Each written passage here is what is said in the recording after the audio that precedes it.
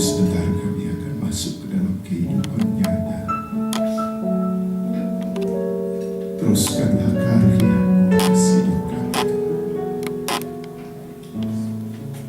dan beri kami Tuhan pengenalan yang benar akan Yesus Kristus. Dan biar pengenalan akan Yesus Kristus menjadi keinginan hati kami yang terdalam, Tuhan, bagi kami. Itulah yang akan memampukan kami. Itulah yang akan menyanggupkan setiap kami ketika kami diperhadapkan dengan dunia nyata yang kami hadapi.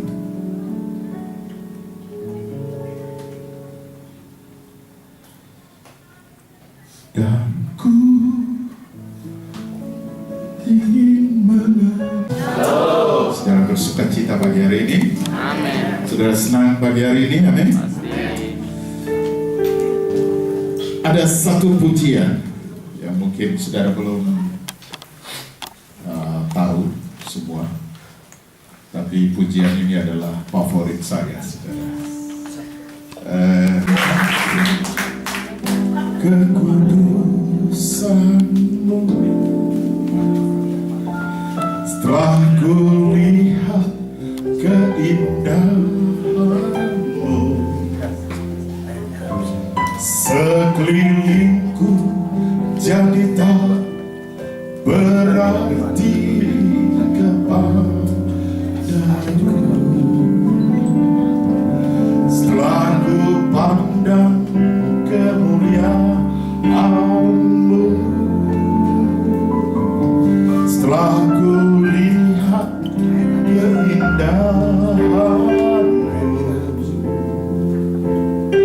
sekelilingku jadi tak berarti kepadaku.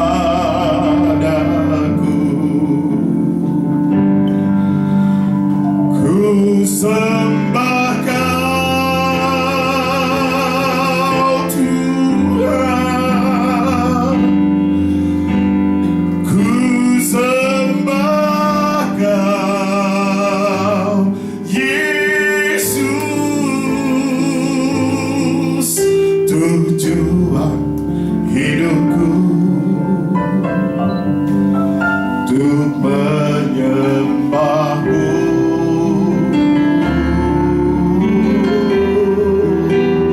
Ku sembah Kau, Tuhan. Ku sembah Kau, Yesus. Tujuan hidupku untuk menyembah-Mu.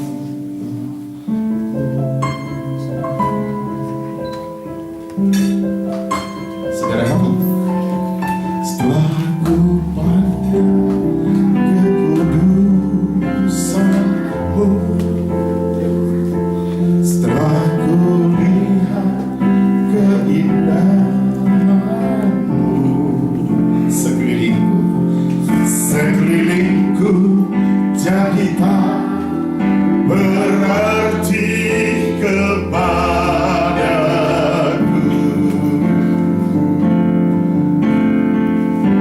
Setelah ku pandang kemuliaan-Mu, setelah ku lihat keindahan-Mu, sekelilingku jadi tak berarti kepadaku. Ku sembah Kau,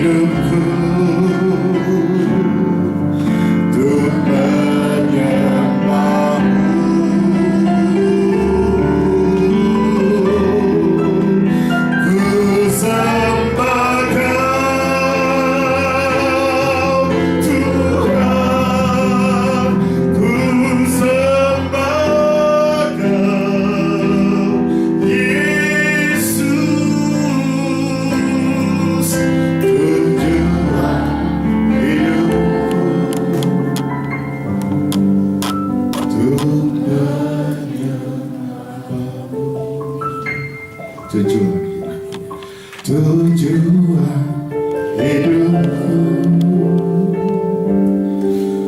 untuk menyembahmu.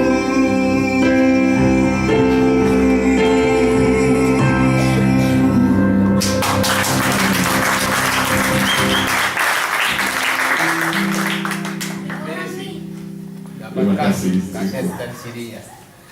buat sweetannya. I love you too. Mari bersama-sama saja kita membuka firman Tuhan dari kitab Filipi pasal yang ketiga.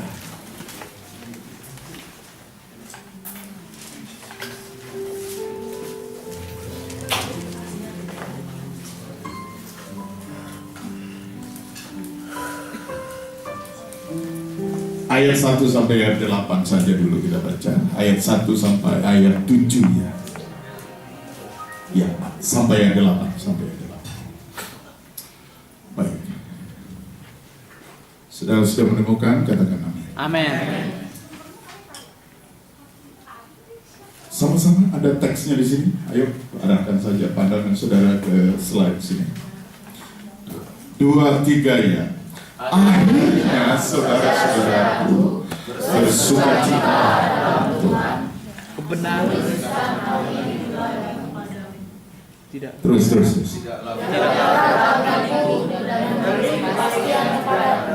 Ayat 2. Hati-hatilah terhadap anjing-anjing. Hati-hatilah terhadap pekerja-pekerja yang jahat. Hati-hatilah terhadap penyunat-penyunat palsu. Karena kita orang-orang bersunat yang beribadah oleh Roh Allah dan bermegah dalam Kristus Yesus dan tidak menaruh percaya pada hal-hal lahiriah. Dan sekalipun aku juga ada alasan untuk menaruh percaya pada hal-hal lahiriah. Jika ada orang lain menyangka dapat menaruh percaya pada hal-hal lahiriah, aku lebih lagi. Disunat pada hari ke-8 dari bangsa Israel, dari suku Benjamin, orang Ibrani asli. Tentang pendirian terhadap hukum Taurat, aku orang Farisi. Tentang kegiatan aku penganiaya jemaat. Tentang kebenaran dalam mentaati hukum Taurat, aku tidak bercacat. Tetapi apa yang dahulu merupakan keuntungan bagiku, sekarang kuanggap rugi karena Kristus. Ayat 8. Malahan segala sesuatu kuanggap rugi karena pengenalan akan Kristus Yesus, Tuhanku lebih mulia daripada semuanya. Oleh karena Dialah aku telah melepaskan semuanya itu dan menganggapnya sampah, supaya aku memperoleh Kristus. Biar di ayat 8 saja. Tema yang diberikan pada saya pada pagi hari ini adalah kebanggaan. Having proud. Kebanggaan. Saudara-saudara yang dikasihi Tuhan, bagi Rasul Paulus ada banyak alasan untuk bermegah pada hal-hal lahiriah. Rasul Paulus ini, saudara, di ayat yang kelima, dia daftarkan prestasi-prestasi, achievement yang telah diperoleh, yang bisa dicapai oleh setiap orang-orang yang berbangga, yang membanggakan, yang menempatkan prestise hidupnya pada hal-hal lahiriah. Rasul Paulus ini sekali lagi memiliki banyak alasan untuk membanggakan dirinya pada hal-hal yang lahiriah. Apakah itu prestasi, apakah itu achievement, apakah itu harta, apakah itu popularitas, kependidikan, semuanya, kata Rasul Paulus di ayat 5, aku lebih lagi daripada semua orang.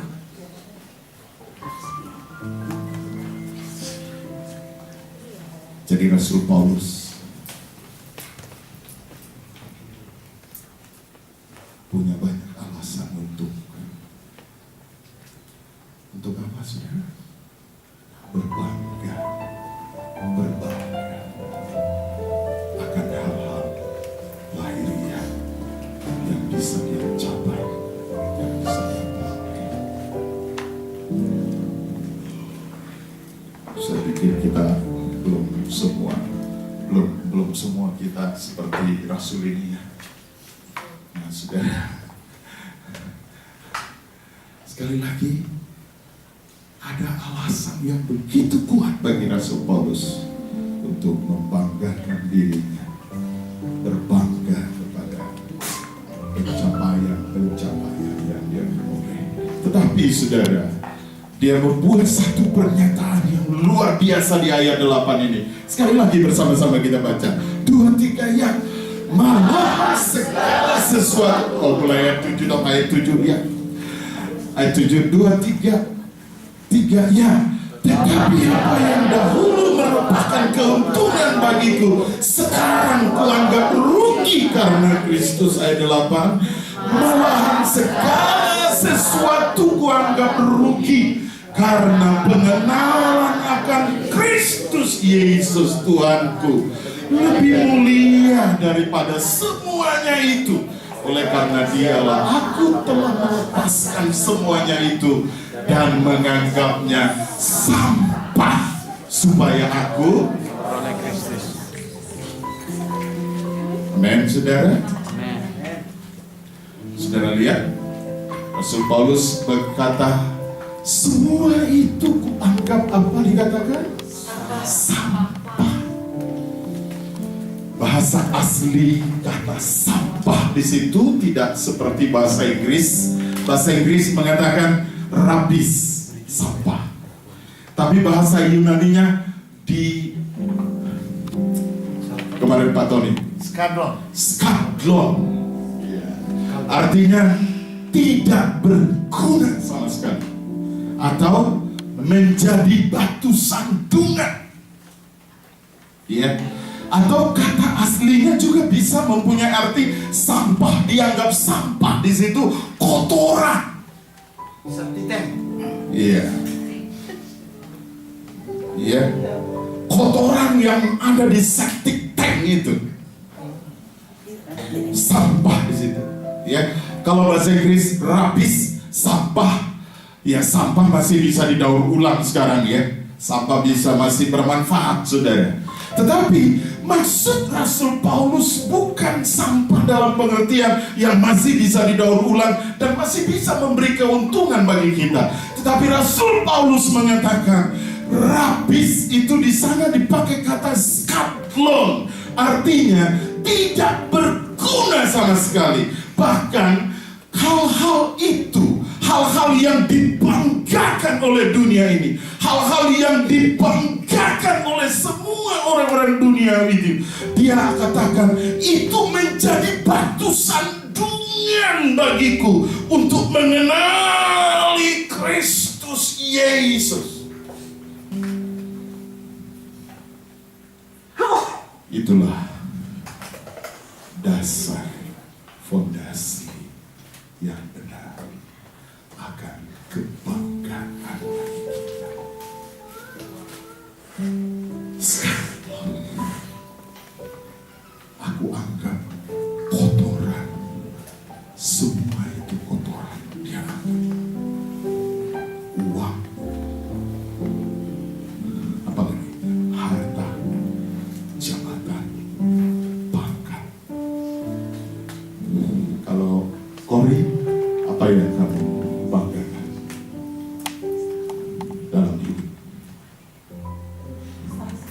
Prestasi. Iya, jadi kebanggaan. Kecantikan juga ya, wanita-wanita menjadikan kecantikan juga kebanggaan.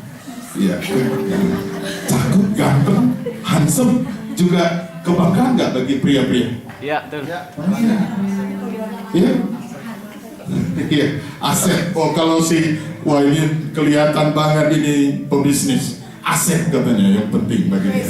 Kebanggaannya saudara. Tinggal di rumah gua. Virus lagi. Kalau Alexander apa? Kebanggaan.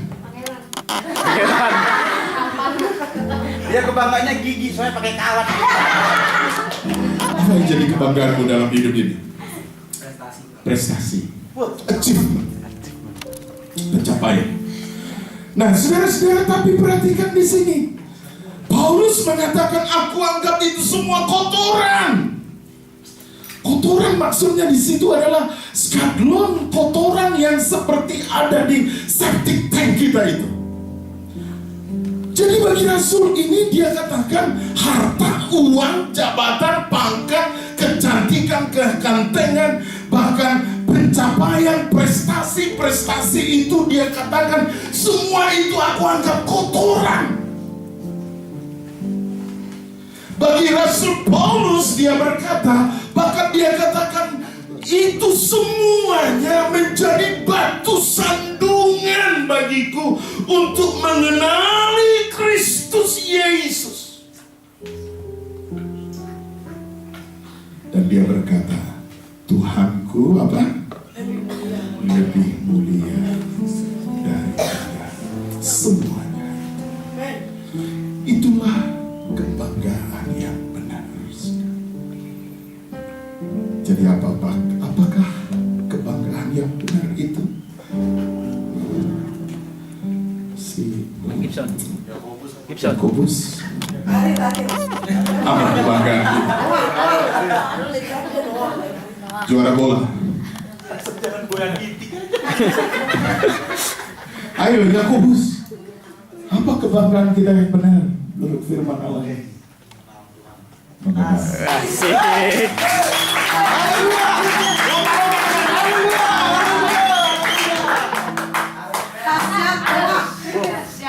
Suara dari sorga ini kita dengar.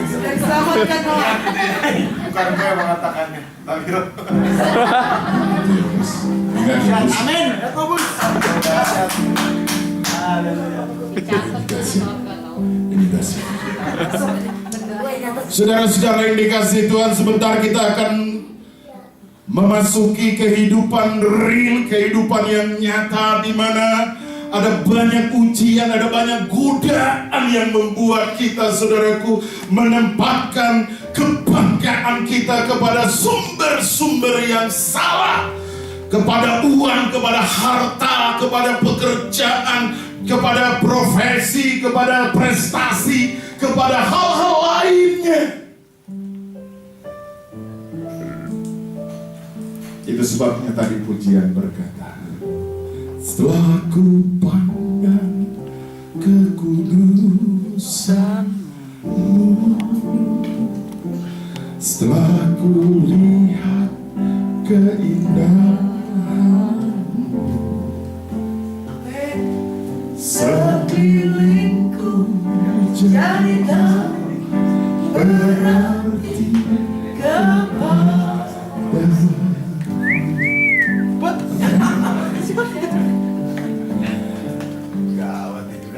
Kebanggaan bagi Rasul ini dikatakan, saudaraku, pribadi yang sudah memiliki pencapaian yang luar biasa, pribadi yang sudah mencapai hal-hal yang didambakan oleh semua manusia di muka bumi ini. Dia berkata, semua itu aku anggap kotoran. Semua itu kuanggap sampah. Tuhanku lebih mulia daripada semua.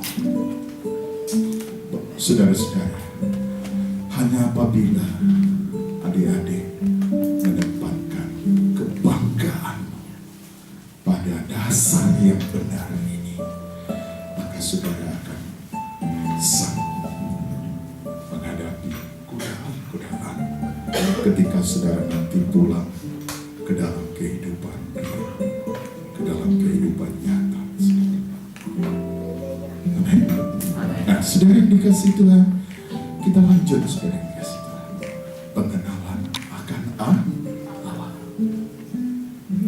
Saudara yang dikasihi Tuhan, memiliki pengenalan akan Allah. Dikatakan di dalam Daniel pasal yang ke-11 ayat 32. Cepat saja ya.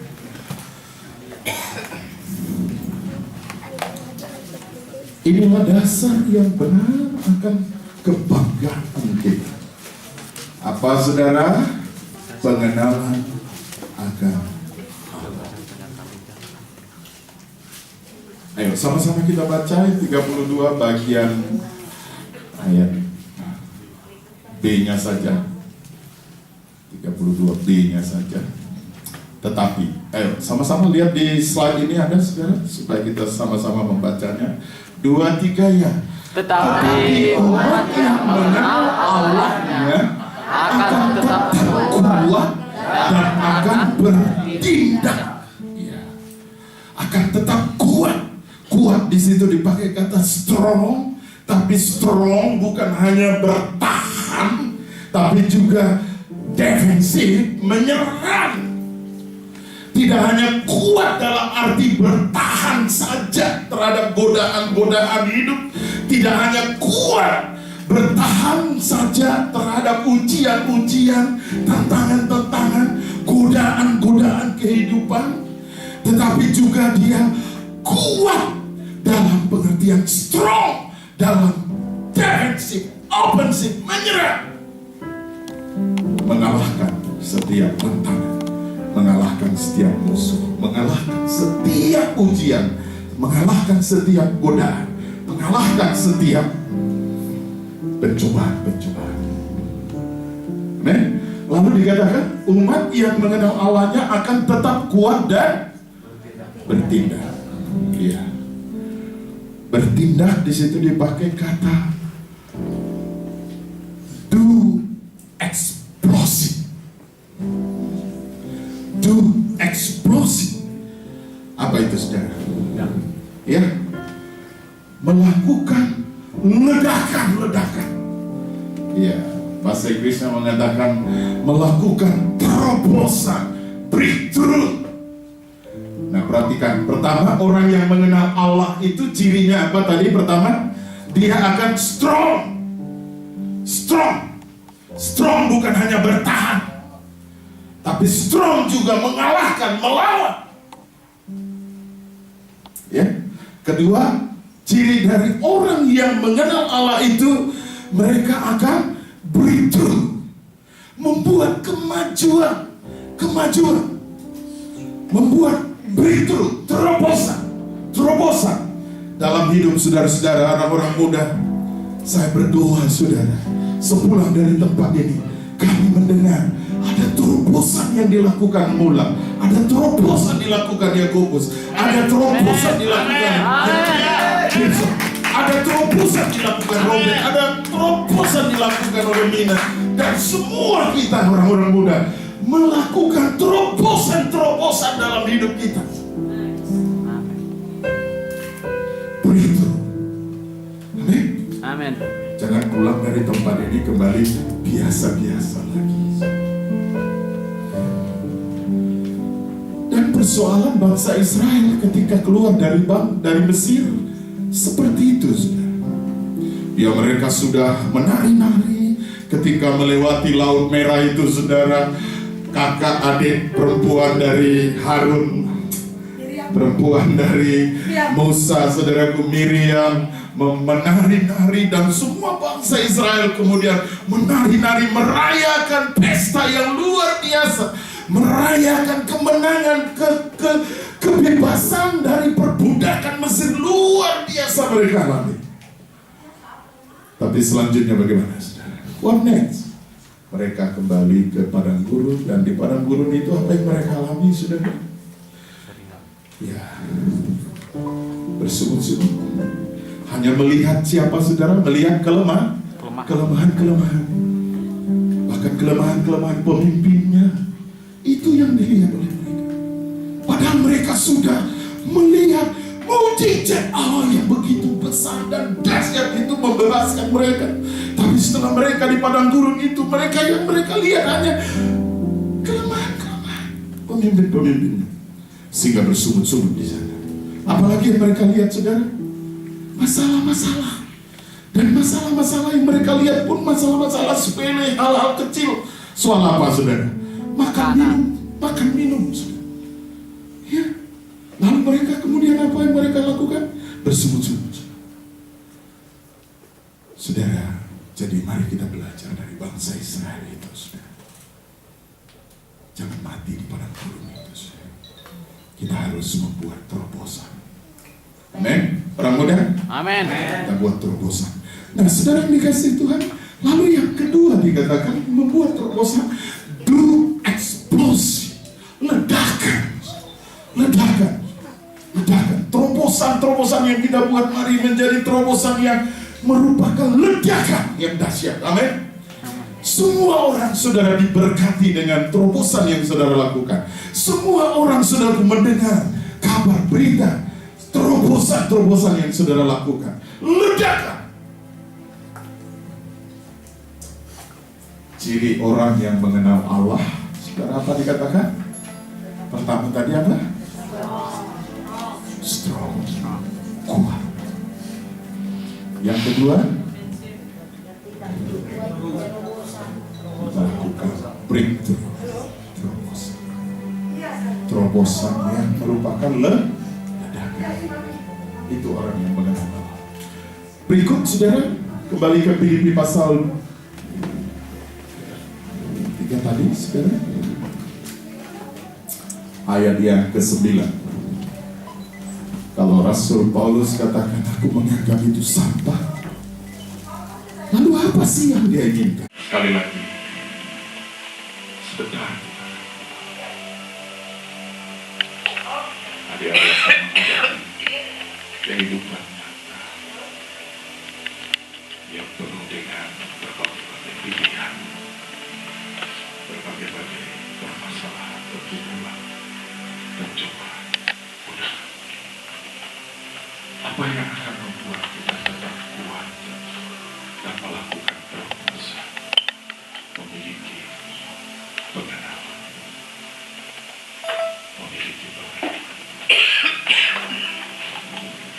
yang ku kehendaki mengenal Allah dengan benar dan memiliki persekutuan yang intim dengan Dia. Mengenal di situ dipakai kata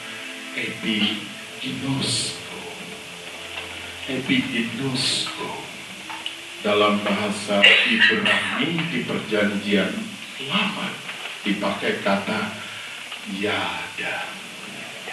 Yada itu adalah pengenalan seperti hubungan suami dan istri saling mengenal. Nah, seperti itulah pengenalan yang Allah rindukan dari setiap saudara dan saya akan Dia. Mengenal Allah seperti suami istri mengenal pasangan. Yada, katakan yada. Bahasa Yunani di perjanjian baru epiginosko, katakan epiginosko. Saudara, mari kita bangun pengenalan yang benar. Yang terakhir, Filipi pasal 3 ayat 13-14.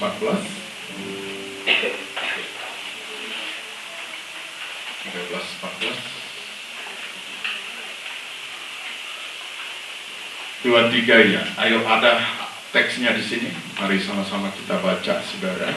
13-14. 2-3 ya. Saudara, aku sendiri tidak menganggap bahwa aku telah mengangkatnya, tetapi ini yang aku lakukan.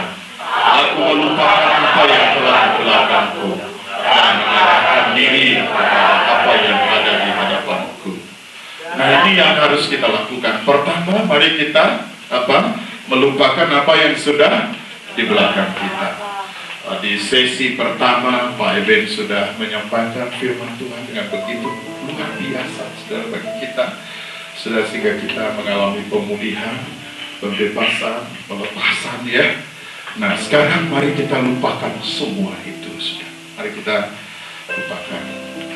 Mari kita tinggalkan semua itu yang sudah di belakang kita. Dan mari kita arahkan apa saudara?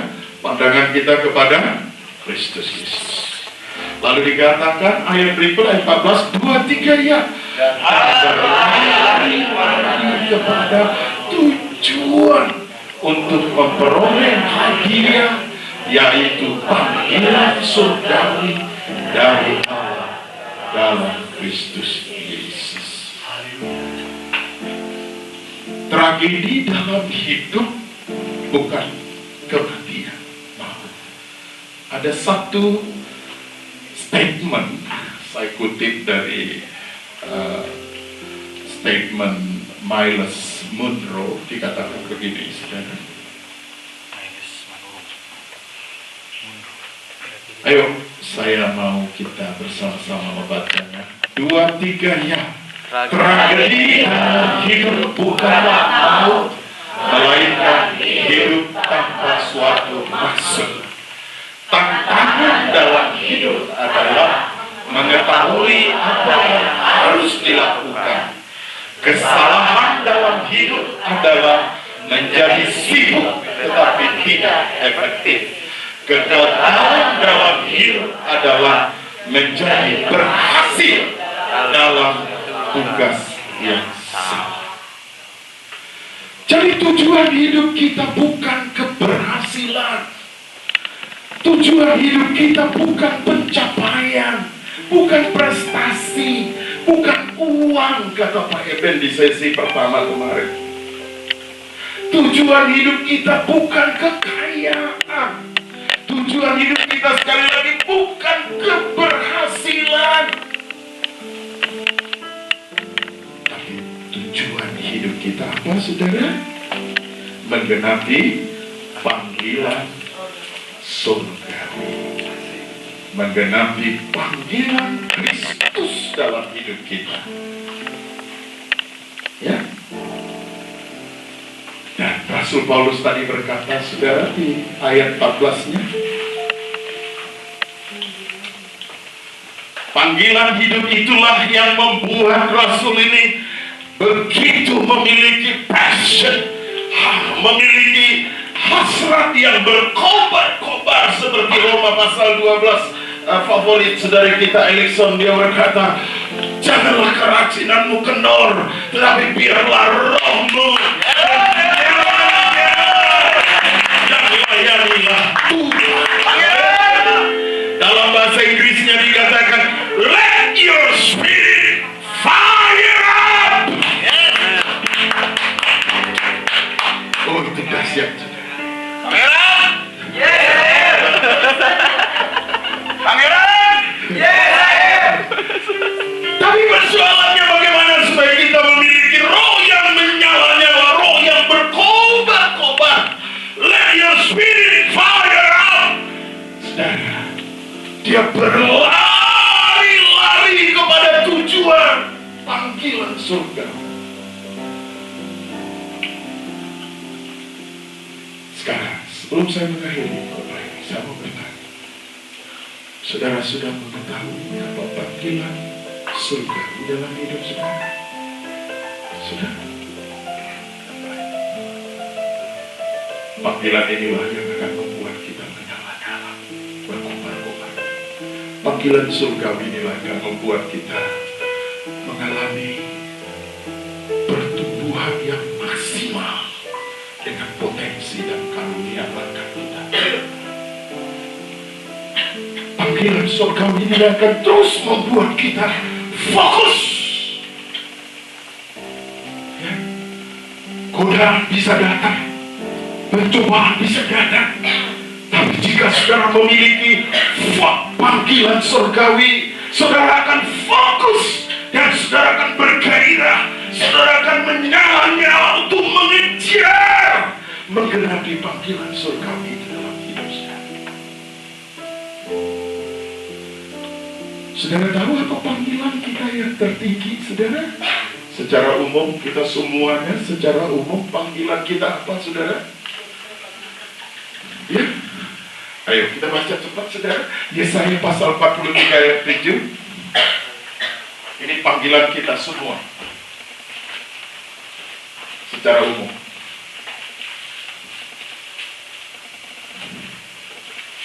Panggilan hidup kita. Ayat 7. Dua, ada teksnya di sini. 2, 3-nya. Semua orang yang disebutkan dengan namaku, yang kuciptakan untuk kemuliaanku, yang kubentuk dan yang juga kujadikan. Jadi apa panggilan Allah tertinggi dalam hidup saudara? Ayat 8. Oh, ayat selanjutnya, sebelumnya ya.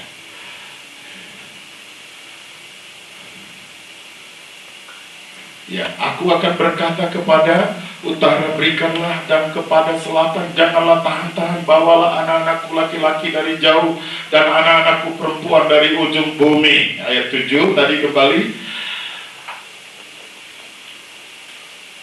Semua orang yang disebutkan dengan namaku yang kuciptakan untuk apa, saudara? Kemuliaan. Jadi tujuan kita bukan prestasi. Tujuan hidup kita bukan supaya berhasil. Tujuan hidup kita bukan supaya kita meraih harta sebanyak-banyaknya. Bukan. Tujuan kita ada di bumi ini diciptakan oleh Allah adalah supaya hidup kita memuliakan Allah. Kita memuliakan Allah, saudara. Nah, ini kita mau mengenali secara spesifik. Saudara, tadi secara umum panggilan kita semuanya adalah supaya memuliakan Allah. Nah, dan melayani Tuhan. Nah, supaya kita bisa menggenapi panggilan Allah itu, memuliakan Allah, melayani Allah. Bagaimana caranya, saudara? Ya. Nah, Kolose 3 ayat 23 mengatakan begitu. Mari kita baca.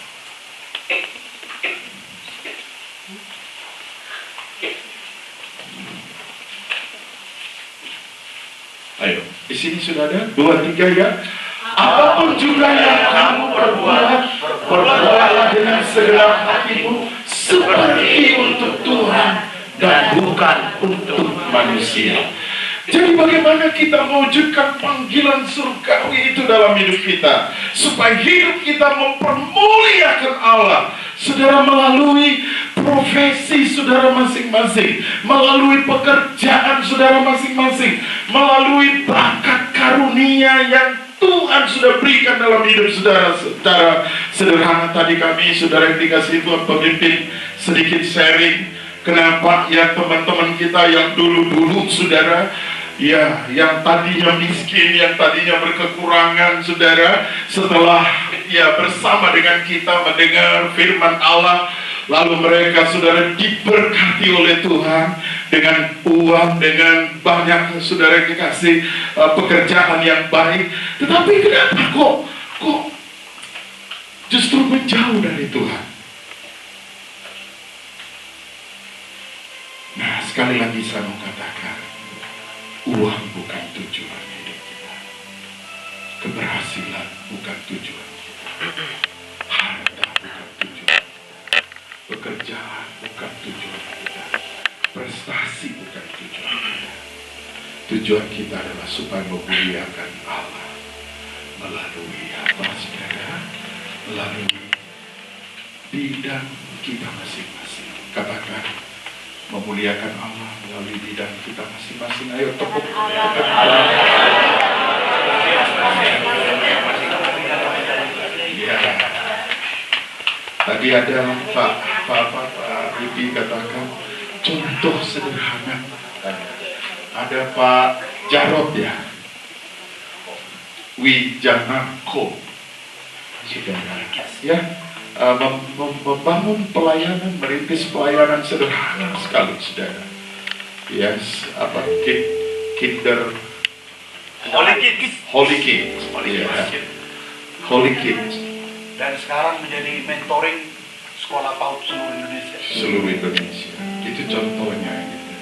Saudara, melalui bidangnya Wijanarko, dia memuliakan Allah. Dan bukan hanya itu, tidak hanya berhenti memuliakan Allah, tapi juga memberkati orang lain. Jadi panggilan saudara tidak hanya selalu saudara harus jadi MC, harus jadi pengkhotbah, atau jadi pendeta, atau jadi hamba Tuhan. Tidak harus melalui itu, saudara. Jadi melalui bidang saudara kedokteran, bidang saudara suster, bidang saudara apa saudara? Teknik sipil, saudara ya. Bidang saudara melalui ahli atom, saudara. Bidang saudara melalui ahli apa, saudara? Ahli memasak seperti ibu gembala, saudara ya. Nah, saudara, Tuhan mau semua bidang kita itu kita kembangkan dengan maksimal, sehingga kita memuliakan Allah melalui bidang kita masing-masing. Amin. Nah, itu yang harus kita kerjakan setelah pulang dari tempat ini. Nah, sekarang saya mau ada kertas-kertas kecil, tolong dibagikan. Dan saya minta waktu sebentar, saudara kembali ke kelompok masing-masing. Kembali ke kelompok masing-masing, saudara. Coba buat kelompoknya. Tidak lama, saudara. Ayo, tidak lama. Sementara kertasnya dibagi, saudara ke